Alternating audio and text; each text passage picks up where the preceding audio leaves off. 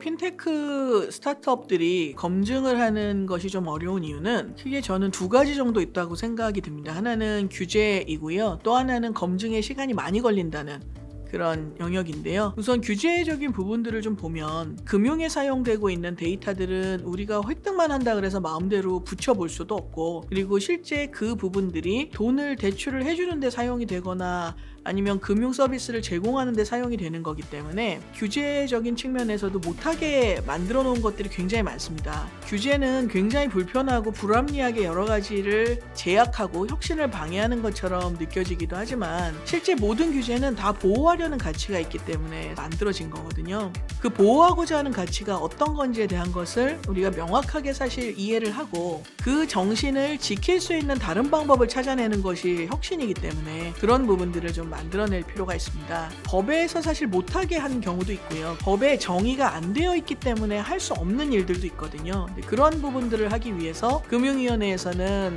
규제 샌드박스라든지 혁신금융이라든지 지정대리인 제도 같은 것들을 운영하고 있습니다. 금융사가 외부에 그 외주를 못하는 핵심 업무들이 있거든요. 그래서 신용평가해서 심사하는 것이 그 중에 하나에 속하는데, 저희가 지정대리인 제도의 지정을 받아서 카드사의 핵심 업무를 위수탁 받아서 대한신용평가에 대한 부분들을 테스트할 수 있었습니다. 그런 법제도적인 어떤 틀 안에서 만들어지지 않으면 처음에는 괜찮을지 모르지만 규모가 커지면 항상 문제가 생길 수밖에 없기 때문에 이 부분에 대한 것들을 좀 감안하는 것이 필요할 것 같습니다. 프로덕트 마켓 핏을 테스트하는 데 있어서의 또 하나의 이제 단점은 기간이 오래 걸린다는 건데요. 크게 보면 뭐 투자와 여러 가지도 있지만 실제 개인들의 금융에서 이렇게 본다고 하면 예금을 하거나 뭐 투자를 하거나 아니면 대출을 하거나 뭐 이런 영역들인데, 그 각각에 대한 부분들이 완전히 결과가 다 나올 때까지는 기간이 굉장히 깁니다. 그 기간 동안에 의미 있는 숫자의 우량 데이터, 불량 데이터, 각각의 케이스의 데이터들이 다 있지 않으면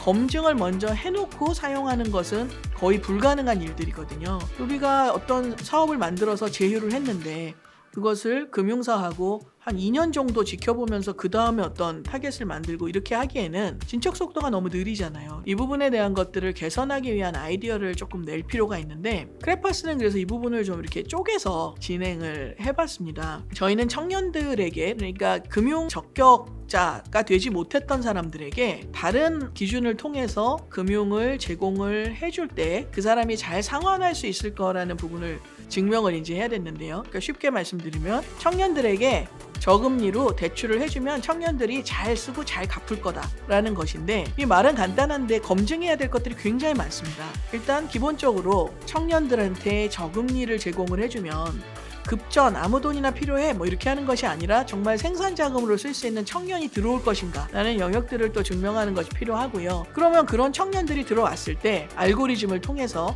잘 갚을 청년을 찾아낼 수 있을 것인가 라는 부분을 또 찾아내는 것이 필요하고, 이런 것이 다 증명이 되었다면 청년들한테 좋은 일도 하고 리스크도 잘 관리되니까 우리도 여기에 금융을 투자할 거야 이렇게 하는 금융사, 금융 투자자들도 찾을 수 있을 것인가, 이런 일들이 다 이루어져야만 청년들한테 저금리로 대출을 해줄 수가 있는 것이고 그 상환이 잘 됐다는 것을 확인할 수 있는 거거든요. 첫 번째는 우선 좋은 청년들이 유입될 것이다 라는 부분을 검증하기 위해서 저희가 직접 운영했던 금융 플랫폼을 통해서 고정금리로 청년들에게 대출을 제안을 했습니다. 그러니까 보통 보면 뭐 한 4.5%에서 14.5%까지의 금리를 받을 수 있습니다 이렇게 해서 우리가 어플라이하면 14.5%를 받을 확률이 되게 높거든요. 그래서 청년들이 고민하다가 대출 신청을 했는데 금리가 너무 높다 보니까 포기하는 경우도 있고, 그래서 저희는 첫 번째 그 부분을 고정해서 5.5% 이런 금리를 해가지고 청년들에게 먼저 갚을 수 있는 구조로 제안을 했습니다. 그렇게 이제 했더니 저희가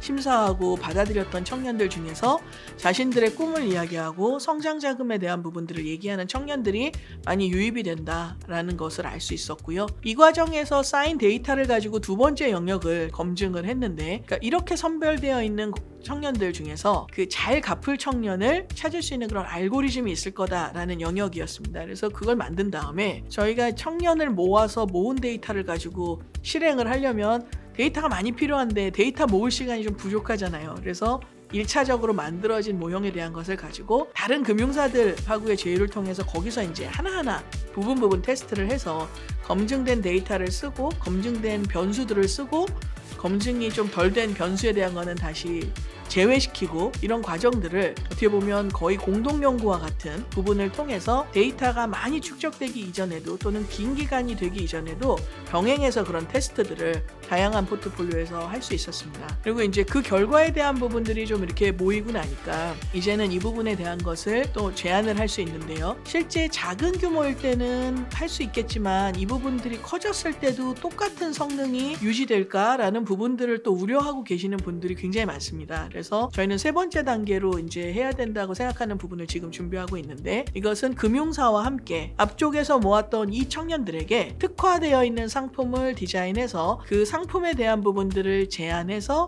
그 청년들이 잘 사용을 할 수 있도록 유도를 한다면, 금융사 입장에서는 청년들을 위한 새로운 금융상품을 만들 수 있는 그런 플랫폼으로 쓸 수 있고, 청년들에게는 좀 더 유리한 조건으로 쓸 수 있는 금융 옵션이 늘어나는 것이죠. 그럼 이렇게 되면 이 그로스의 어떤 그 휠도 돌 수 있고, 여기서 모여져 있는 데이터들에 대한 부분들이 고객의 편의성도 증가시키지만 코스트도 다운시켜서 더 다양한 금리의 상품을 제공할 수 있게 하려고 하고 있는 중이고, 다행스럽게도 이런 제안을 이렇게 좀 드리는 상황 중에서 여기에 호응해 주시는 금융사들이 좀 계셔서요, 그 파트너 같은 금융사들과 함께 금융상품을 만들면서 이런 부분들을 테스트할 수 있게 준비하고 있는 중입니다.